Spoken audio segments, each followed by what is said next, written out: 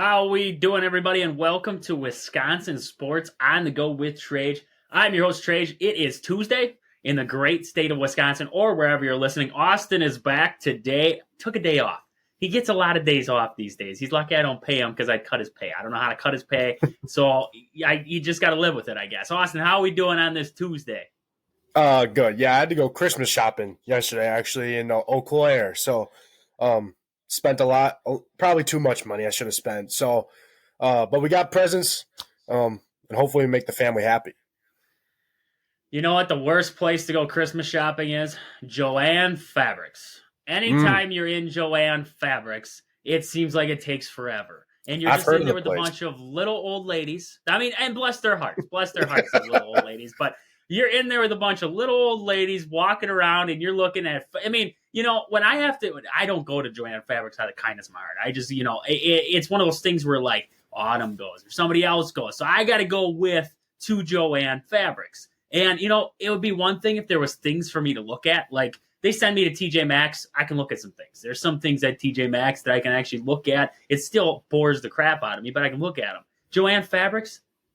What am I supposed to look at in Joann Fabrics? The fabric? I can't look at fabric. I get bored so fast. You can only touch so many things inside Joann Fabrics before they look at you funny, and they're like, "Please stop touching the merchandise, sir, unless you're going to buy." They got some nice arts and crafts stuff there. If you want to do some arts and crafts guy. Hey, I was in Hobby Lobby yesterday, looking around, seeing all the decorations, and I picked out some stuff.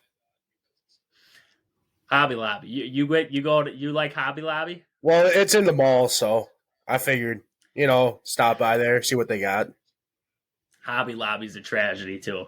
Sometimes it's like, what am I supposed to? I mean, they have like 3/4 of the store right now is Christmas stuff. So if you want anything Christmas, that's the place to go. Yeah, it smelled like arts and crafts in there. I'm not going to lie. I did not like that part, but it's got the scent it was a good of store. Arts and crafts. You know what I'm saying? Like in art school, you go into the room, it just smells like arts and crafts. That's what Hobby Lobby smells like. Like a nice paint smell. Yeah, and glue. Glue, yeah. Paper. Cleaner, I don't know, yeah. Well, paper. Paper's got a nice scent to it, yeah. Yeah. But with that, we got a lot to talk about today. We have the Bucks coming up tonight. They're going to be taking on the Spurs. That game will be at the Pfizer. We're going to be talking about that. We have to talk about the Packers a little bit more. Austen wasn't here yesterday. We got to get his input on this last weekend's game against the Buccaneers. We got to dig deeper into that game. And yet, we got to talk about how Joe Barry still is employed by Green Bay. No, not really sure why. They could have saved us on Monday and fired him, but yet he is still employed. So we got to talk about that a little bit more. We're going to jump into some Wisconsin football and basketball news, and then also just look around the sporting world and see what we got going on. So right away, we're going to jump into the Bucks. Bucks coming into this one against the Spurs, 19-7 overall. The Spurs coming in 4-21. This game will be played at the Pfizer tonight. Looks like Victor Wembanyama will not play in this ball game. He's out with right ankle soreness. So the only reason why I wanted to watch the Spurs and Bucks is now out the window. Now I'm just watching for the Bucks to win the ball game. Austen, what do we got for stats other than Victor that's going to affect the Bucks in this ball game? Yeah, Victor being out, it's going to hurt him a lot, considering he's leading this team in 4 categories. He's leading them in points, rebounds, steals, and blocks. So him being out is definitely a killer for them. But besides Victor, they got Devin Vassell, who is averaging 18.3 points per game. Keldon Johnson averaging 17 points per game. Zach Collins has 12.7, and then Jeremy Shohan has 12.4. Besides them guys, it's a lot of guys. It's kind of like the Bucks in single figures there for them. Trey Jones is averaging the team in 5 assists per game, so that's good for them. But it seems like Victor's been averaging 19 points per game for them. So not having him with all the other guys averaging their points per game, it takes them down at least 19 points per game. It's not going to be good for San Antonio. I'm guessing he got injured. I saw a clip of him. He twisted his ankle on one play, and then he kind of got up and seemed like he was fine. And I'm pretty sure he played a couple games too after that. So maybe it's finally hitting him where it's starting to hurt. I don't know. But yeah, especially not him being out, it's definitely a killer for the San Antonio Spurs with him being the number one overall pick and him starting to do really, really good. I'm guessing you talked about it, but when the Bucks played against Detroit, the Pistons, I mean, they dismantled them. And I think Detroit had a little bit better players than I feel like Detroit is like the Eastern version of the San Antonio Spurs. And if the Bucks are able to do that against the Pistons, I can't see why they shouldn't be able to do this against the Spurs. I was talking to a couple of my buddies, and they were saying that it seems like as long as the Bucks score at least 130 points per game, they're guaranteed to win. Hopefully, we don't need that tonight, but you never know in the NBA. Players all over can start hitting shots for them. I mean, heck, they got Doug McDermott out there, a real bruiser for them. So you never know what could happen, but I think the Bucks should be fine in this one, especially playing at the Pfizer. Yeah, the Bucks are actually 14-2 at home games this season right now. They are third in the Eastern Conference with 34.5 defensive rebounds per game right now. Giannis is averaging about 8. The Spurs 2-9 on the road, like you were saying. So at the Pfizer leads to better things for the Bucks in this one. The Bucks are averaging 124 a game, so your buddies weren't far off. They average about 130 a game there, and 130 a game is going to lead to most games you should win, averaging about 124 points per game. It's just the defense for the Bucks that needs to pick it up in the moving forward here. Looks like other than that, Pat Connaughton did return, but now it says he's out again with an ankle injury. Jay Crowder still out with a groin, and Malik Beasley's out with an illness for this game against the Spurs. So you're kind of losing some depth there back and forth, but this is a decent stretch where you're playing some not so talented teams. Maybe you can get away with not having some of your bigger players on the court. Last 10 games, Bucks coming in 8-2. The Spurs are 1-9 in those last 10 games there. Right now, the Spurs are averaging about 111 per game right now. That's not bad. That's not shabby on the Spurs part, as the Bucks are giving up about 120.5 per game right now. So you look at their point total per game, 124, they're giving up about 120. So the margin isn't very big in that aspect. The Spurs are giving about 120 per game right now, but no Victor Wembanyama. That's going to be a big killer for the Spurs, like you were talking in this one. I mean, he is the motor that makes this thing go. So this should be a good matchup for the Bucks. Bucks should be able to pull off a win in this one at the Pfizer tonight. 7 o'clock tip for this one. Looks like the Bucks are favored 93.5, basically 94%. They're going to win this ball game against the Spurs there at the Pfizer tonight. So should be a good matchup. But with that, I just want to look over at the NBA standings and see where we are at right now. The Bucks are trailing the Celtics right now. The Celtics coming into play 20-5 overall on the season. They're a game and a half up on the Bucks, 19-7. The 76ers 2.5 back of the Celtics. They're sitting at 18-8. Then we have the Magic, the surprising Magic, still sitting there at 16-9. The Knicks coming in at 15-11. The Cavs at 15-12. Then you have the Heat at 15-12. Pacers and Brooklyn both with 13 wins, and then the Toronto Raptors coming in at 11-15. Any surprises there in the East? I would say the Magic still holding strong in that 4 spot. Kind of a surprise for me. They're a rebuilding team, but they seem to be rebuilding faster than what I thought they were going to. And then another one I would say is that the Chicago Bulls. I never really thought, Levine, DeRozan, Alex Caruso, I didn't expect them to be behind the likes of the Brooklyn Nets and the Toronto Raptors, but sitting there at 11-17 right now, the Chicago Bulls, kind of a surprising, crappy team right now. And I think that goes because of the injuries on their team. I can't remember the time they've had Zach LaVine. I don't think Alex Caruso has played a game this year. He might have played like a couple. But I'm pretty sure he's been out almost the entire year. And then DeMar was hurt a little bit too there. So, I don't think they've had a full team play this year. It's kind of like the Suns. Like the Suns just had like Kevin Durant, Beasley, and Bradley Beal, and what's his face? Devin Booker. I'm pretty sure all 3 of them just played recently, like at the same time for the first time in this year. And it wasn't good for them, I heard they lost. So not good for the Suns, but looking at my shocker, I'm kind of surprised the Pacers are at 8. I thought they were like when they were playing some of these games, I thought they were a lot better than 8, but I guess they're only at 8. And the Heat, I guess the Heat are good. They got Jimmy Buckets and Tyler Hero. I like seeing the Magic up there. Magic have always been subpar team, but I love that they're like doing good finally. Um, Besides that, I mean the top 3, I mean those Celtics, Bucks, 76ers, those guys have been here.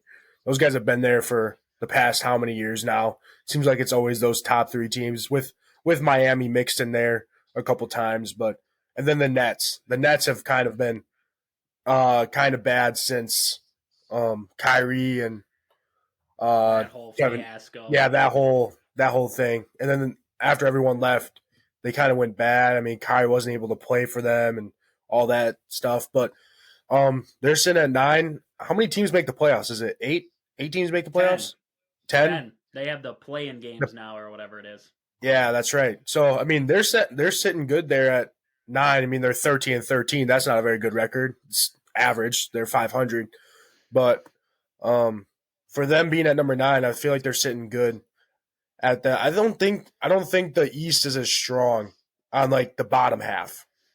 And I didn't take a look at the West, but I mean the West. I guess the West, the Rockets are the number 9, and they're 13-11. So I mean, they're not any. I mean, they played 2 less games, but it just seems ahead. We're jumping ahead of the game right now. Are we jumping ahead? West now. You're getting into the West now. We're talking about the East. You're jumping ahead. I just like comparing. But like I was saying, it seems like the Eastern bottom half of the teams aren't as good as the Western. That's what it seems to me, but I don't know.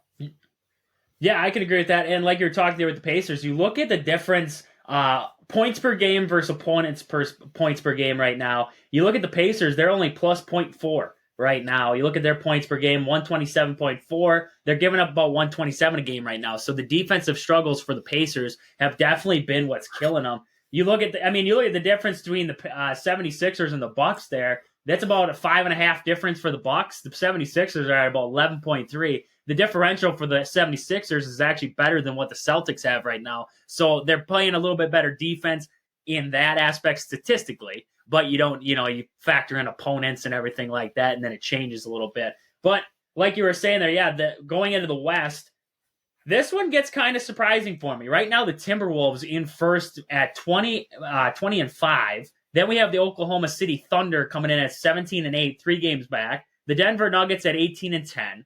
Then we have the Sacramento Kings at 16-9. The Mavs coming in at 16-10. The LA Clippers, James Harden seems to finally be able to figure it out there. They're at 16-10 right now. The Pelicans coming in 16-11, followed by the Lakers at 15-12. The Rockets at 13-11, and the Suns at 14-12 right now. Golden State on the outside looking in 12-14 overall right now. Like you were saying there, I mean, the West, the play-in teams for the West are definitely better than the play-in teams for the East. That is 100 times, the truth right there. Looking at the top, that's where it gets kind of weird to me. Well, first off, not seeing Golden State anywhere in the top 10 is kind of surprising what we've seen over them for the past how many years. But, the Timberwolves, 5 losses on the season right now. Oklahoma City Thunder, 8 losses on the season right now. The top 2 teams in the West, very surprising. Denver Nuggets sitting there, they're right within striking distance of the top 2. But, just seeing the Denver Nuggets sitting there in third, that's kind of surprising there to me. And then, like you were talking with the Phoenix Suns, not having everybody healthy, but when you get them healthy, it takes a little bit to make when you have a power 4. You have KD, Beasley, Devin Booker. You have great players down there with the Phoenix Suns. When you have that big 3, it's going to take a little bit to kind of be able to figure that out, and not having the playing time together, I think like you were talking there, has definitely affected them. Once they get these guys playing consistently, I think that's going to help them out a lot. But like you were talking there with the Rockets, they played decent against the Bucks. The Rockets have a decent put-together ball club there in Houston right now. And then the Lakers. I think the Lakers will jump into that top 6 at some point here. Even the Pelicans might jump in there. I don't know if the Timberwolves and the Thunder can hold out. I really don't know. They've been playing good basketball up to this point, but it's a long season yet, so I don't know. Those would be my surprises right now. Basically, be that the Timberwolves and Thunder are sitting out in front of the West right now, and there's no Golden State up in that echelon at all. Yeah. And if you would have told me 7 years ago or 8 years ago that the Timberwolves, the Thunder, the Nuggets, and the Kings would be in the top four, I think it'd be blasphemy. It's crazy to see that the Suns, the Warriors, the Jazz, and the Grizzlies are 10, 11, 12, 13. Those four teams have been consistently making the playoffs, it seems like, for the past how many years. Maybe not the Jazz, but and the Grizzlies, but I mean the Warriors and the Suns, it seems like those teams have been so strong and now they're lagging behind a little bit. And the Timberwolves and the Thunder, Nuggets, Kings, Mavericks even, Clippers have kind of not been even good at times either. And then the Pelicans too. I mean, this for the Western Conference standings, this is a completely new. It seems like a completely new, except for the Nuggets, a new top 7 in the league. I mean, it's crazy how far times have come from the Warriors dominating every year, and even the Jazz when they had Devin Mitchell, and the Grizzlies. I mean, I'm pretty sure John Morant's coming back from for the Grizzlies. I'm not entirely sure. Yeah, I heard something. Yes. Don't know it was how. Like a 25 game suspension or something like that. Yeah. So I think he's coming back soon for them. I don't know if he's going to be able to. I mean, they're 6-19, so I mean it's not looking good. I don't know if him being on the team is going to help him come back to get within reach. But like you said, there's a lot of game left or a lot of season left. I do love the Timberwolves sitting up there at number 1, though. It's nice to talk about a team when they're not in your division or not in your conference, like from Minnesota. I like to cheer them on a little bit until the Bucks have to play them, or a team or speaking of the Brewers and the Minnesota Twins. I'll cheer for the Twins until the Brewers have to play them. Then I won't cheer for the Twins. But same as Timberwolves here. I'm happy to see that they're 12-5. They're like Anthony Edwards is not finally, but living up to the hype. I feel like he's been living up to the hype, but now he's starting to take over this team with especially with Cat there. They were good last year, and then they just end up falling short. But them being 20-5, I hope they continue to win.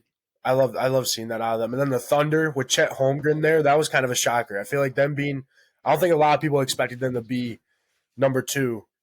I don't think people expected them to be in the top 5, and now they're number 2 over the Nuggets. So, shout out to the Thunder, I guess, for pulling within there. Nuggets, they won last year. I think a lot of people expected them to be up there. Kings, they were doing good last year, and now they're doing good again this year. Just a lot of different teams that we haven't seen in the top 10 before, and I think it's a good difference that we have. A lot of variety of teams that we haven't seen. So I do like it that we have different. I like not seeing the Warriors up there. Let me tell you that. All right. They had their chance. They had their 3-peat or whatever you want to call it. Guess what? The dynasty's over. Draymond Green, see you later. Never see you again. Klay Thompson, you're injured all the time, so you're not probably going to play. And Stephen Curry, well, Stephen Curry's still pretty good, but I don't think he can't carry the boats and the logs for this team for much longer.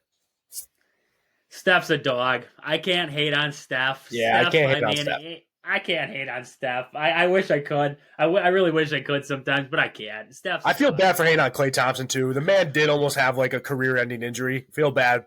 But he just hasn't been the same since he's been back. And I think anyone can agree to that. No, yeah, I mean, he hasn't been the same shooter. Andrew Wiggins just got benched on that team. They haven't had a big man, a real dominant big man in a while. Looney's okay, but they haven't had a real dominant big man in a while. They need help. They need another shooter out there in Golden State.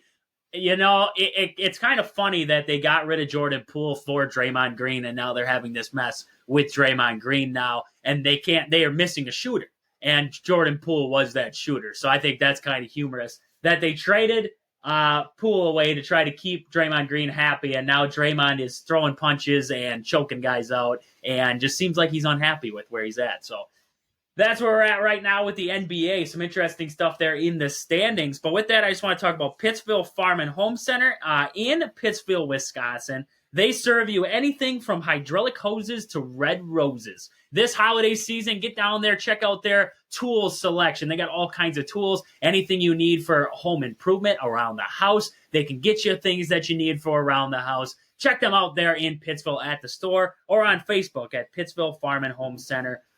They are some fantastic people to work with, and they will find you what you need. But with that, we got to jump over into the Packers. Yesterday, I went off the rails. I can't lie, Austin, you weren't here. I went off the rails about Joel Berry. I kind of got into the Packers, and I was talking about, I think I covered everything for the stats.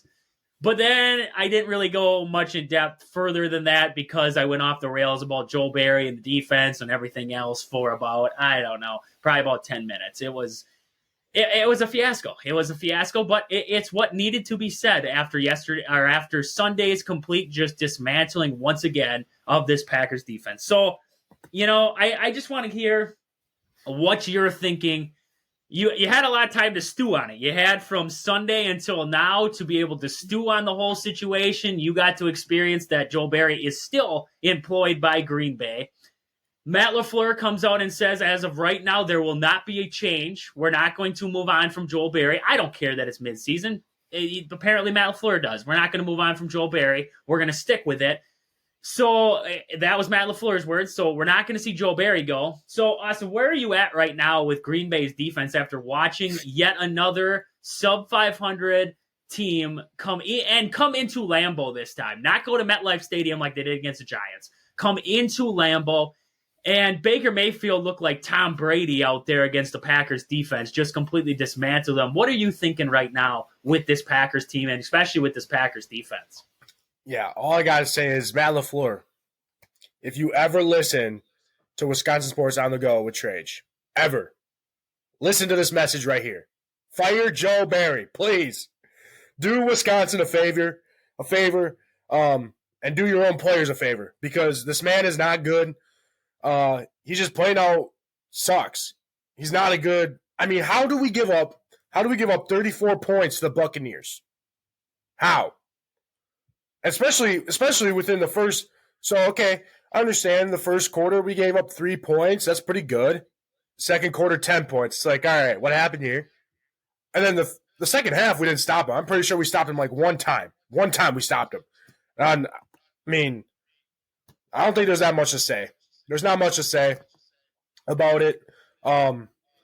He did get sacked 5. Baker Mayfield did get sacked 5 times. That's about the only bright spot I can find. And one of them was a strip sack. But that was like right away in the game after we didn't come up with any points inside the 5-yard line, which Matt LaFleur, come on. Inside the 5-yard line, can't score.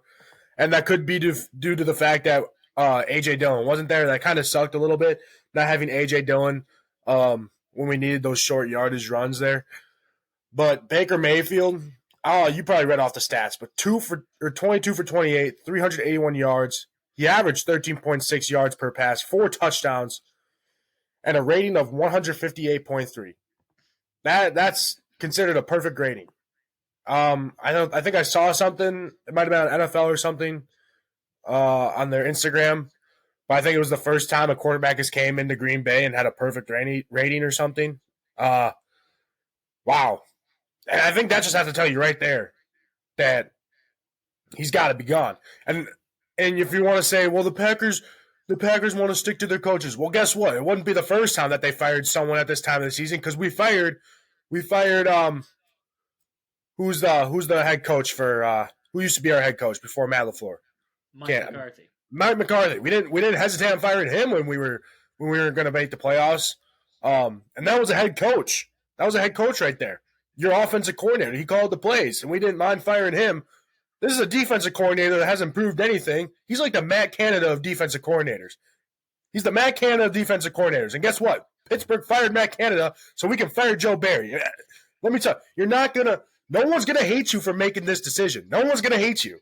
You fire Joe Barry, find someone that's proven that they've been good at calling defensive plays, not some scrub off of the Rams who coached linebackers. He coached linebackers. He didn't call plays. He wasn't a former head coach. I think he called defense for maybe the Raiders or something. I can't remember who he called defense before that, but he wasn't good at it. I tell you that. I don't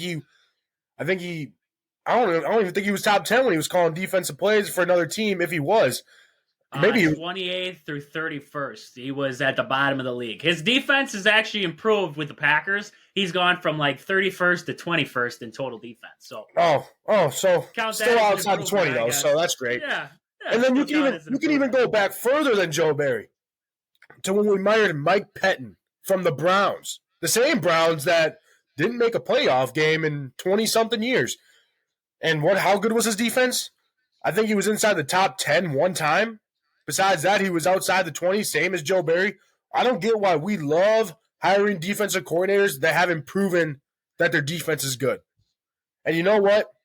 Hopefully Robert Saleh gets fired from New York Jets, because I feel like that would be the first guy I would call to come be a defensive coordinator for the Packers, especially with Robert Saleh being a good friend of Matt LaFleur. I don't think Robert Saleh will get fired from the Jets just because, I mean, you got to give a chance Aaron Rodgers out there and see what happens. And then if after that, who knows? But I think this got to be Joe Barry's last year. No matter what happens, no matter even if we do make the playoffs. And at this point, I don't even know if we're going to make the playoffs, because Seattle won last night against a very good Eagles team, and I'm pretty sure they were in the hunt just with us. I don't know. We'll probably go over this if we don't, but pretty sure they were in the hunt. Now they won, so now they're a game above us. The Rams, they're probably above us too now because they won. So now we're in the outside looking in, and it's not looking good. And it's got to start with the defense. I mean, yes, you can score. You could tell the offense to score more than 20 points, but especially with how young our offense is, we don't got Christian Watson. We're missing key players. I feel like 20 points wasn't bad. Jordan Love wasn't perfect by all means. I mean, 29 for 39, 284 yards, 2 touchdowns, only sacked twice. But unlike Baker Mayfield, he has a rating of 111.5. We made Baker Mayfield look like the next coming of Steve Young right there. Or next coming of, like you said, Tom Brady. We made him look like an all pro quarterback. He looked perfect out there. Minus the only 6 passes that he didn't make. 6 passes. Yeah, I don't even know where to start. Cut Joe Barry. At this point, cut Keyshawn Nixon, because we only thought he was. I think he's only like a special teams player, and he hasn't even done anything on special teams except for fumble the one ball that he had on punt. Like, I was like, okay, we finally have a special teams player. Last year when he was getting all those returns, I don't think he's a defensive guy. He hasn't been able to keep up with anyone, and it seems like he's been getting targeted so many times, especially against the Buccaneers. Rudy Ford, he hasn't done a whole lot either. It seems like I don't get how we draft so many DBs in the first round and we can't keep any of them. We'll keep Jair Alexander, who hasn't been playing, and we have Eric Stokes, who just came back. But we drafted so many DBs over the years, and it seems like it's just a reoccurring thing where we have to draft 3 more DBs this year because the guys that we drafted, I mean, Carrington Valentine and Ballantyne or whatever their names are, there's 2 of them that are similar. They're doing all right, but they were also lower level. They were lower draft picks, so you might still have to see them improve a little bit. But when we draft high in the draft, first round DB, we've had Jair Alexander, and that's about it. I mean, we had Kevin King in the second round. You see where he's at. He got dusted by a dude from the Buccaneers. Haven't seen him since. Demarius Randall we drafted. I don't even know where Demarius Randall's at these days. There's just so many guys, and we have one to show for, and he's not even playing. So, and then Eric Stokes, who just came back. So, I don't know. Our defense is kind of in shambles. We have so many playmakers up front, it seems like. I mean, 5 sacks, that's way better than what we did against the Giants. And yet we still give up 34 points. I don't know why. It seemed like I will say this. It seemed like we did better on the rushing defense, at least. I mean, hey, we only gave up 99 yards, so that's not terrible compared to what past weeks have been. 99 yards, I'll take that. They didn't have to. They could pass all over us. Yeah. They had all game. I mean, it's just when you look, like you were talking there with the DBs for the Packers, I can't diss on a single one of them because until we get out of a zone defense, this crappy zone defense where there's receivers open. I mean, how many times throughout that game, I was talking about it yesterday, I want to ask your opinion on that. How many times yesterday or during that game on Sunday did we see a receiver without a guy within 5 yards of him? Because the zone defense was just that bad. Why are we in a zone defense? You want to know why Jair Alexander isn't playing? Last year, Justin Jefferson cooked the Packers. Jair Alexander was pissed. He told Joe Barry we're running a man defense on Minnesota the next time we play him. Guess what happened the next time they played him? Jair ate Justin Jefferson alive, and the Vikings weren't able to get anything going. That's what the Packers need to do. Why is Jair not playing? Because why would he want to look like crap in this defense that Joel Barry's calling right now? Rasul Douglas got traded. He spoke out against Joel Barry. He spoke out against the defense. He was an outspoken guy, and he got shafted for it because he said something out of turn. That's the problem in Green Bay. Matt LaFleur is the biggest problem. After this game, you know what I wanted to hear from Matt LaFleur? Our defense sucked.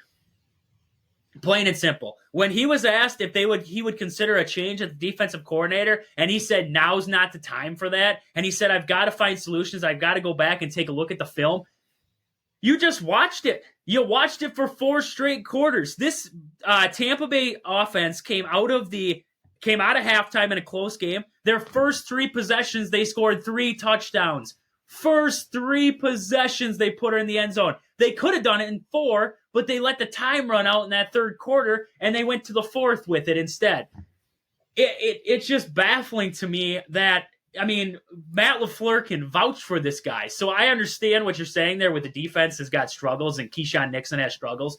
I can't diss on these guys until I see them in a man-to-man defense, not relaxed man-to-man defense. I'm not talking 5 to 7 yards off the ball where they get these receivers get 5 to 7 yards head start. I'm not talking where you're putting inside linebackers on slot receivers on a 3rd and 12. Where's your slot receiver going to go on a 3rd and 12 against an inside linebacker? My guess is he's going to cook them down the center of the field for a touchdown. It doesn't. Why is Devondre Campbell on Chris Godwin? That's what I want to know. Chris Godwin, if you put those 40 speeds next to each other, I'm going to assume that their 40 speeds aren't close. You can maybe have Campbell chip them, but then you need a safety to pick them up because Campbell cannot keep up in a foot race with Chris Godwin. This defense is so in shambles because of the guy who's leading them right now. Joel Barry sucks, and he needs to be relieved of duties because right now, I can't tell you, it's like we were talking about with Jordan Love, right? You told me that I had to wait with Jordan Love until the receivers got a little bit better, started making catches, and then I could judge what Jordan Love was, right? You told me that. Everybody was telling me that. I had to wait. It's like that right now. How can I truly judge Carrington Valentine, Corey Valentine, what Eric Stokes even has, and Keyshawn Nixon or Rudy Ford until they're not in this zone coverage where, I mean, they're 5 to 7 yards in the wrong direction of where a receiver is heading. They ate him alive in this game, and that is Joel Barry's fault. And I cut you off. I'm sorry. I just had to. I was listening to what you were saying. I was trying to feed into it there. But I just want to know, what was my question to you? I had a question for you in there. I can't remember. For you in that entire. I don't even know. I was just. Either. I will say this: we can't be dropping Preston Smith back in coverage though. That one's bad. That one's bad.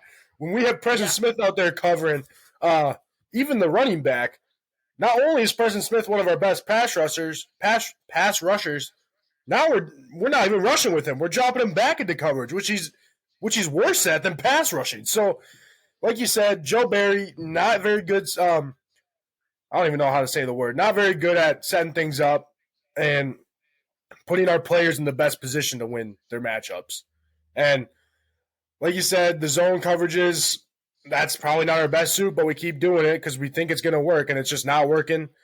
We're putting guys in coverage that shouldn't be being in coverage, like Devondre Campbell and Preston Smith. It's just not a good look for Joe Barry. And I just don't get what Matt LaFleur, like you said, I don't know what he's looking at out there. I mean, he should have to go back to the tape. He should see that. He should be able to look on Instagram and be like, oh, Baker Mayfield. 158.3 rating. First time in Lambeau Field. Well, that's weird. That's never happened. Maybe I should fire the coordinator, the guy responsible for that number. Oh, no, we'll keep him around. Why not? Not make the playoffs. I mean, Matt LaFleur, we've been saying all year, or not all year, but ever since you've been here, oh, he's undefeated in December. Well, guess what, buddy? Not anymore. You've had 2 losses in December, and it's because of your defense. Kind of, for the most part. And like you were saying there, I mean, you beat 2 Super Bowl contenders, the Kansas City Chiefs and the Detroit Lions. You beat the Detroit Lions on the road, and then you beat Kansas City at home. And both games, you were pretty handily in control of those games for most of it, and your defense played well. And now you flip the script and you go to the Buccaneers and the Giants, and 34 points, and Tommy DeVito ran all over. A third-string quarterback for the Giants who, I mean, he's not special. He's nothing special. Baker Mayfield's not special at all.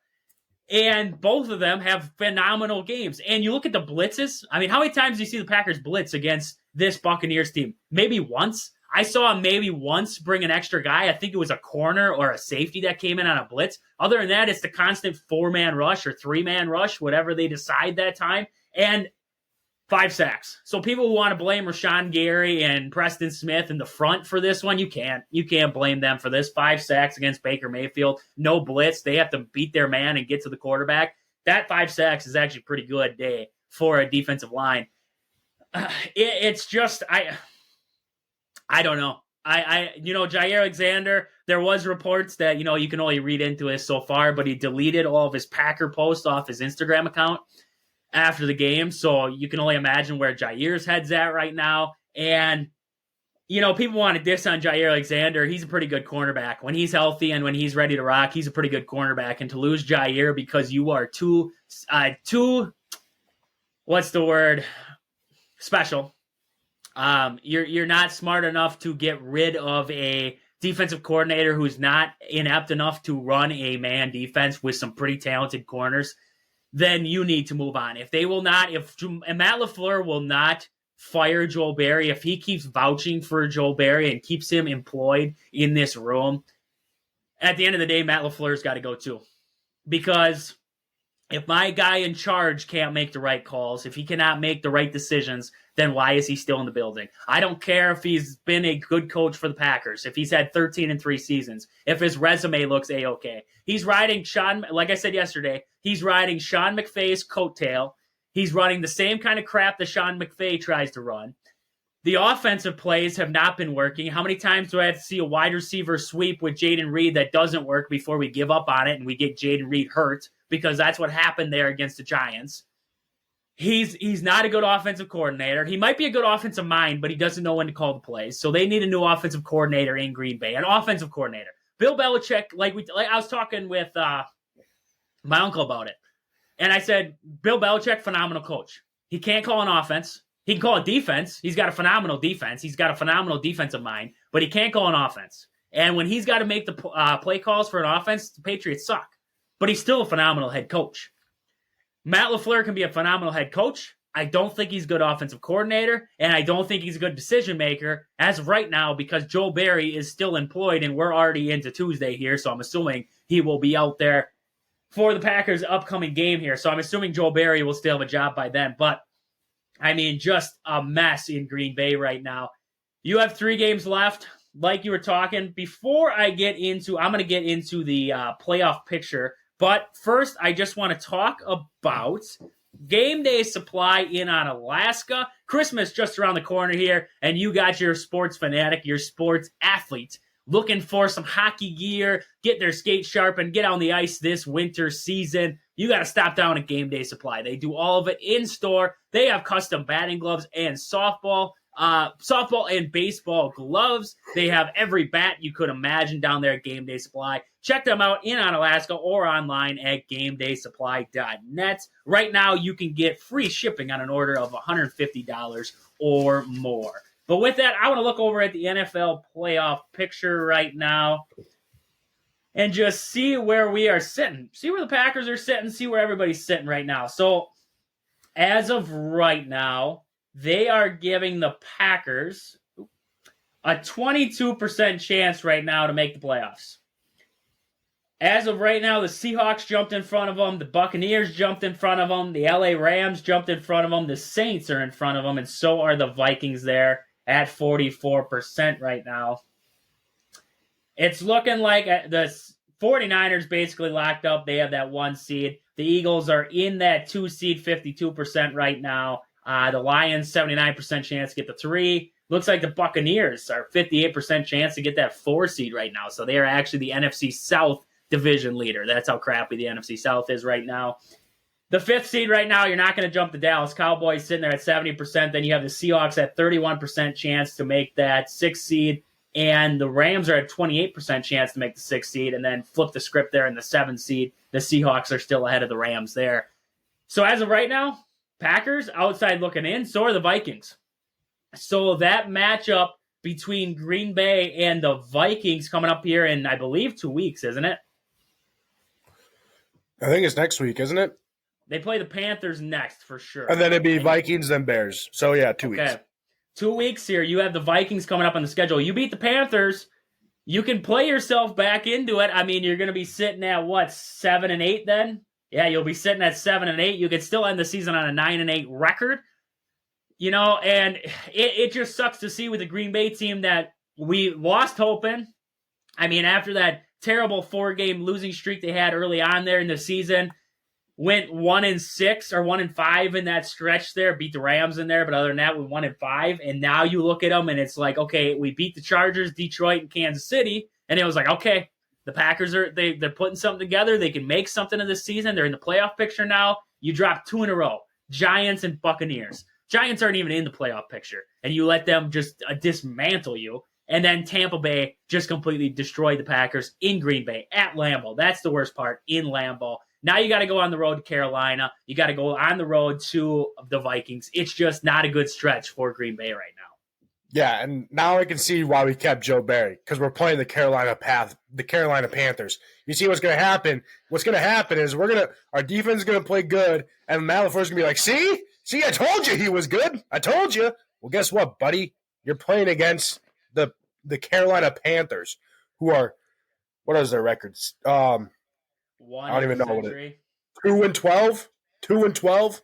Oh, that's right. They beat the Falcons. They screwed my pick'em league. That's what they did. Hey man, when I was going off on the underdogs, I did not pick the Carolina Panthers. Should have picked the Carolina Panthers, but I don't think anyone saw them winning that game. But I mean, if that's why we're keeping Joe Barry, to try and prove that he's a decent coordinator because we do good against the Carolina Panthers, I think Matt LaFleur needs to check his values a little bit, because the Panthers are not good and their offense is not good. So I hope that's not the reason why we're trying to keep Joe Barry around, just to prove a point that he's decent, because he's not. When you put him against actual decent teams, minus the Kansas City Chiefs, I think that was probably a fluke by Joe Barry. I don't know how he pulled that out of his rear end. Same with the Lions. Keyshawn Nixon with that interception. Yeah. Crazy what happens when you go man to man instead of zone, but yeah, I hope that's not the reason. But like you said, we dropped 4 spots we were in, and now we're not, and it's not looking good for us. It's not looking good for us. This is like the military, what they're doing to us. They break you down, build you up, and then they're just breaking us back down again.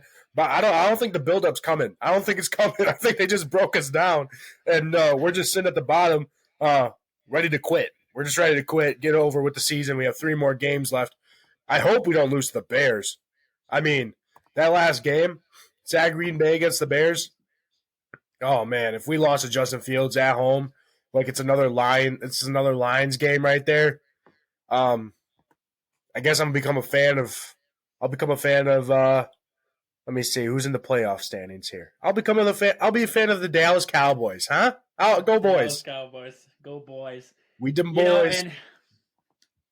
And like you're saying there, I mean, if it comes down to that last game and we watch the Packers fall apart once again, like last year against the Lions, I need to see some people get canned after that game. I'm talking a whole lot of firings. I'm talking, I want to see it across my phone all day long. Everybody's let go. We hope not to see you again. That's what I would like to see out of that. But with that, we got to look at the NFL schedule from this last weekend. The up and coming Bengals, Jake Browning leads them to a win over the Vikings there. The Bengals staying alive there without Joe Burrow, staying alive. 27-24 the final there. Colts beat the Steelers 30-13. Lions win the win over the Broncos 42-17. The Browns got the win over the Bears on Sunday 20-17. That was a tragic ending. The Bears should have won it. He had it in the end zone there. Mooney did, just couldn't hang on. Buccaneers, we already talked about that game. I don't want to talk about it anymore. Texans, without C.J. Stroud, pull off the win against the Titans there, 19-16 in overtime. The Dolphins, the Jets defense could not handle the Dolphins team, even without Tyreek Hill, 30-0. The Chiefs with the win over the Patriots, 27-17. Patrick Mahomes a little happier after that one. The Saints get the win over the Giants 24-6. That's how a defense plays. That's how the defense for the Saints got to DeVito and just completely ruined his day. The Panthers, that's what we're talking about there, 9-7. They beat the Falcons in that one. Just a terrible barn burner game right there. The Rams with the 28-20 win over the Commanders. The 49ers dismantle the Cardinals and just keep on rolling 45-29. The Bills destroy the Cowboys 31-10. Wowza.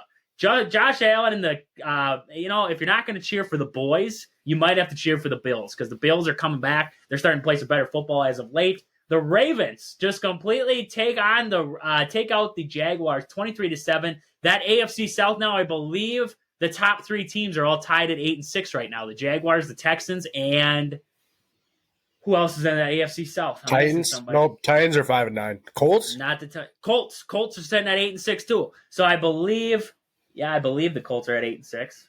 Let me check. They are. Yep. So three teams tied for first right now in the AFC South. So the AFC South starting to heat up, and the Seahawks, like you were talking earlier, got the impressive upset win over the Eagles there late. Scored 10 points in that fourth quarter to kind of dismantle the Eagles once again. Eagles have been struggling as of late. It's kind of surprising to see. So any surprising games there for you watching this last weekend? Obviously, Panthers over Falcons. I think anyone would say that's a surprise. 9-7. It looks like an Iowa Hawkeye game there, with them winning 9-7 on a last-second field goal. Also, the Texans over the Titans. The Titans, they beat Miami with Will Levis at the helm there, and then they're playing against the Texans who don't have C.J. Stroud, like you said, and they were able to go to overtime. I don't know if you watched that game on CBS. It was on after the Packer game. I shut off my TV. I'm sure you were mad. Yeah. I didn't, and I was watching the Texans versus Titans. It went into overtime, and I kid you not, the Titans would get the ball 3 sacks in a row. Texans would get the ball 3 sacks in a row. Like it was never ending going backward, or they kept going backwards every single play. But the Texans were able to move the ball down the field eventually. They scored, and then it got called back for a holding. They had a good run and got called back for a holding. And then they were like, all right, we should probably kick the field goal before we get another sack here or something. And then they ended up making it. So it was a good kick by Fairburn at the end there. Besides that, poor Browns, like you said. Or not Browns, Bears. They were winning. They were winning almost the entire game. It was 17-7. Ended up giving up 13 points in the fourth quarter. Now they're down 20-17. And like you said, they should have won it. Hail Mary, full of grace, right into the man's lap, and he doesn't catch it. So that one's tough for the Bears.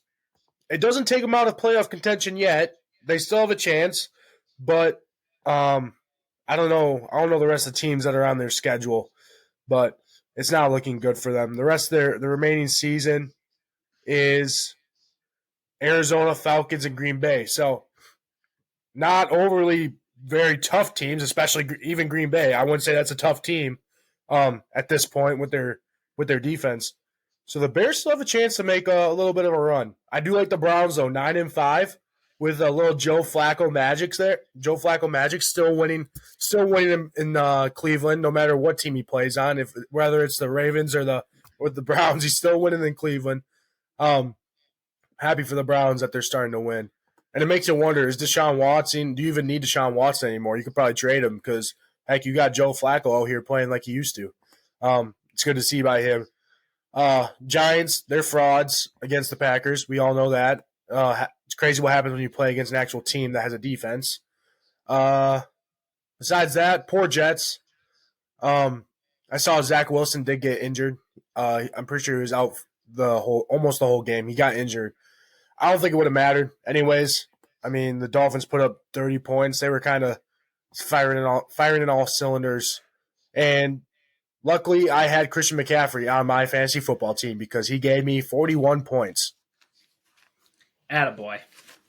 Attaboy. And that was our NFL weekend slate right there. A lot of big games, a lot of interesting games and interesting outcomes. But with that, I want to talk about our hometown team, Century 21 Gold Key Realty. Call Peggy Sue or Anna to find your dream home or to sell your home. Find them on Facebook at Hometown Team Century 21 Gold Key Realty, or stop in to see them in Marshfield. They will help you find your dream home, or if you're looking to sell, they will sell your home for you. But with that, I want to jump over and just talk about the Badger football a little bit. Not much to report, just interesting news. Jaden Daniels will not play for LSU in that ball game against Wisconsin. So a little good news there for the Badgers. I don't know. I'm not really sure who LSU has for a backup quarterback, but I can only imagine he's got to be something decent because it's LSU. They're going to be throwing together something. You got the backup quarterback for LSU? I'm looking it up right now. We'll figure out something. I like the Badgers' chances just a little bit better without Jaden Daniels out there, but Garrett Nussmeier, I think. What do we know about Garrett Nussmeier? Not a whole lot. 17 completions on 33 yards and 196 yards passing, and 1 touchdown. No interceptions though. So he's played some garbage time. And then Ricky Collins. I don't know which one they'd start, if it's Garrett Nussmeier or Ricky Collins. It says he's a QB. He's 2 for 2, 3 yards, and his longest was 2 yards, no touchdowns. So I'm guessing they're going with Garrett Nussmeier there, would be my guess, considering Ricky's only completed 2 passes. He's a freshman coming in. He's a freshman this season. Looks like. Garrett Nussmeier, sophomore. Sophomore. I wanted to see if they'd show me any star ratings on him, but I can imagine he is and he's active, so he's not injured. I can imagine he's a pretty good quarterback if he's sitting in LSU's room there. So a little bit better news, not having to face Jane Daniels, but at the same time, not so good news that we're still going to end up facing probably a pretty good quarterback for LSU, a pretty good defense, and a pretty good offense all around for LSU. So going to be a big game there for Wisconsin. Hopefully see some good things. We're going to get more into that as the game gets a little bit closer there on New Year's Day. But with that, I just want to jump over. Austin, we got a fact of the day? We got a fact of the day. All right, we're ready for our fact of the day with Austin. So on this day in 1913, Jack Johnson fights fellow African-American Jim Johnson to a draw in 10 rounds for the vacant world heavyweight boxing title in Paris. This was the first time 2 black fighters compete for the title. So that's I don't think no one won, but it's good to see that was the first time that two black fighters have competed for a title. And now you look at UFC and MMA, and now there's a lot of diversity in there, so it's good to see. Always coming with an interesting fact of the day. See why we miss you when you're gone? We don't get to talk. We don't get a fact of the day. Well, you can do the fact of the day. I can't lead myself into a fact of the day. Come on. All right. So in other news, in sad news coming out of Madison it looked like it came out yesterday, but it was on, I believe, Saturday, the tragic passing of Walt McGrory. He was a um, guard for the Wisconsin Badgers men's basketball team from 2017 to 2021. He lost his battle to bone cancer. He was only 24 years old. So sucks to see there something like that happen. He actually did transfer from Wisconsin to South Dakota in April of 2021, but was diagnosed with osteosarcoma later that year. So it was on Saturday, December 16th, that sadly we lost Walt McGrory. He had a long battle with this, I mean, just a ferocious, terrible bone cancer that sadly took him. Greg Gard did speak on the situation. He said, "Our hearts and prayers go out to the family and friends of Walt McGrory. The courage and fight that Walt demonstrated throughout the 2-year battle with cancer was an inspiration to all of us. Walt never quit. Instead, he chose to fight every day and made the most of the circumstances by sharing his journey and inspiring others. Walt was a beloved member of our team and Badger family, and we will miss him dearly."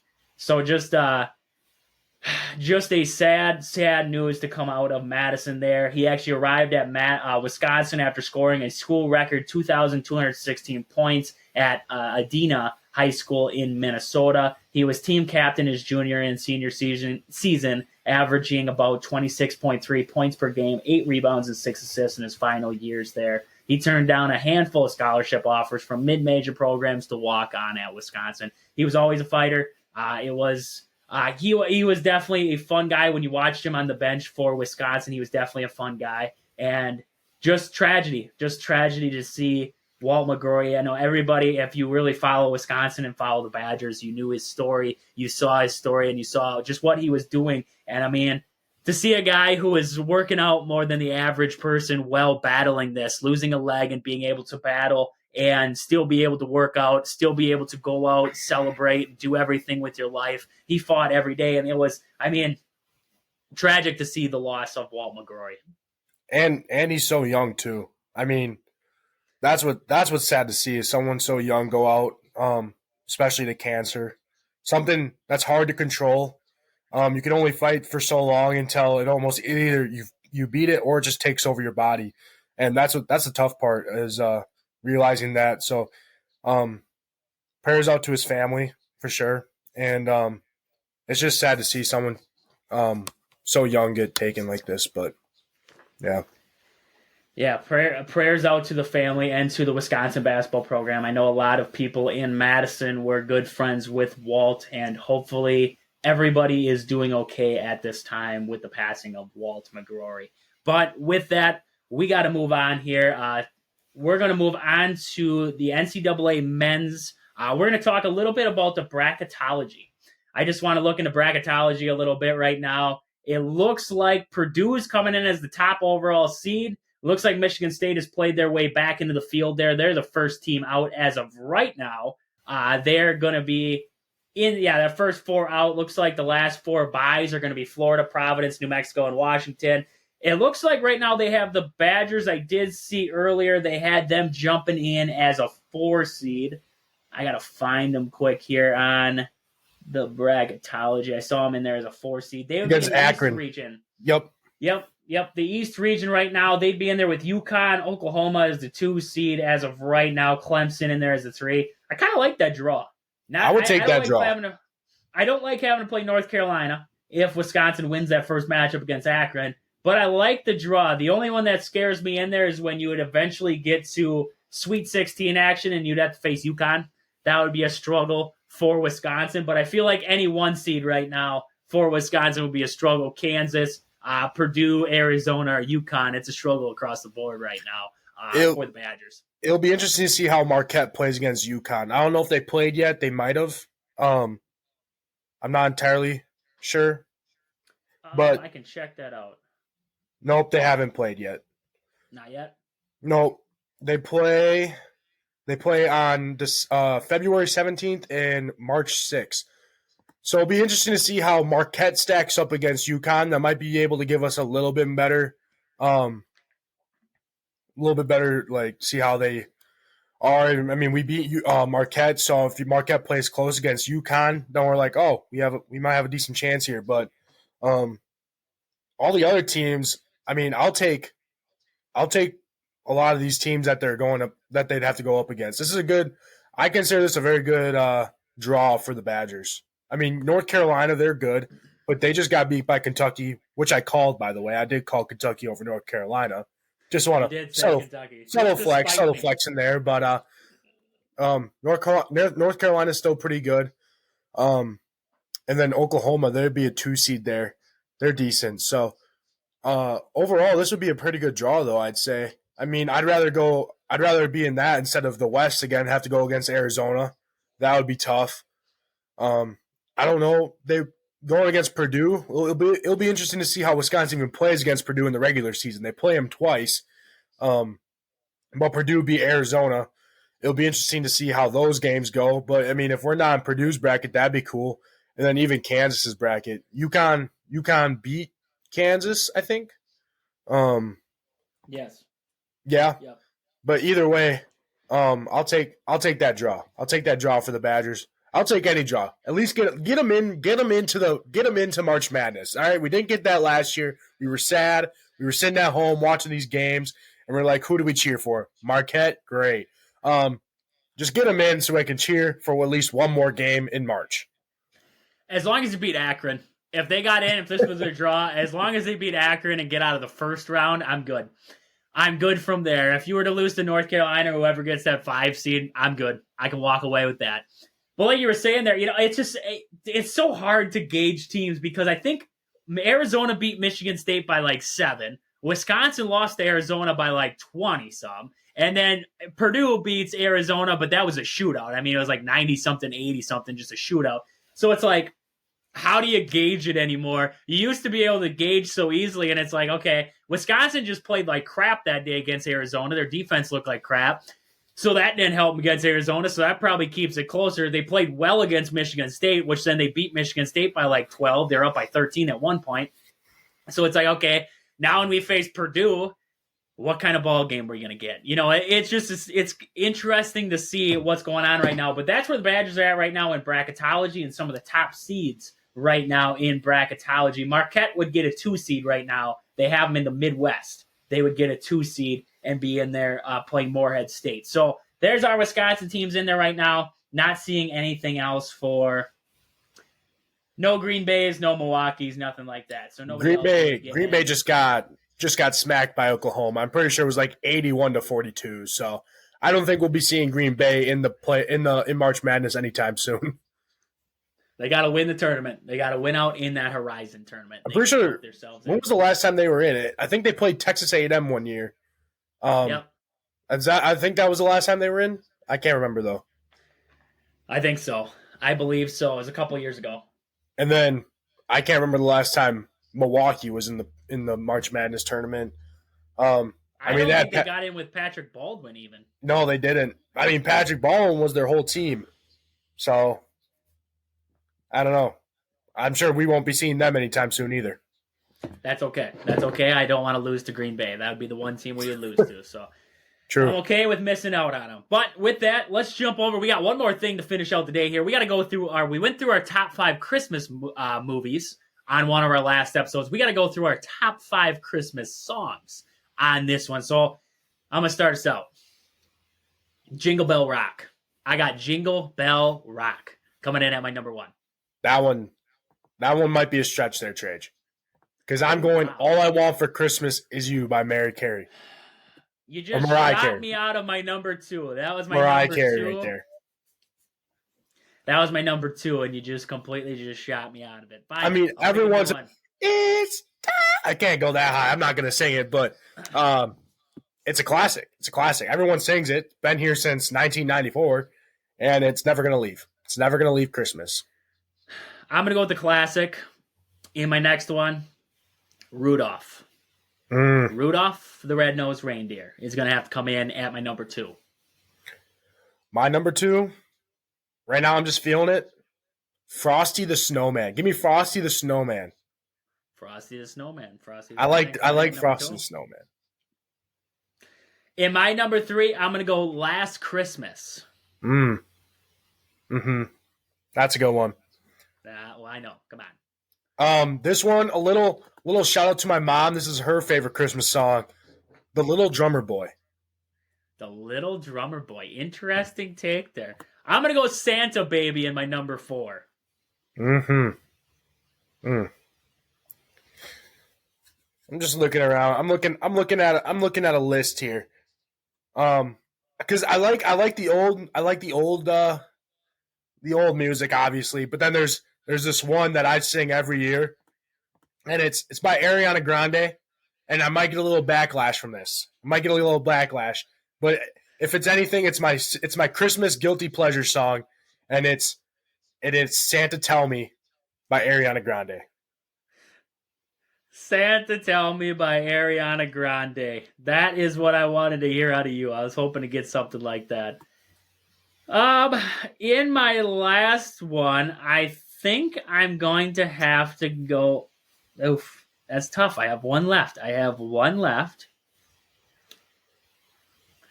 What am I going to roll with in my Let It Snow by Frank Sinatra? Oh. Wow. In the 5 spot. There's some good ones here. I'm looking at a list. I see Feliz Navidad. That's a classic. I see Blue Christmas. I see Blue Christmas by Elvis Presley. A blue. You know that one? You might know that one. That's a good one.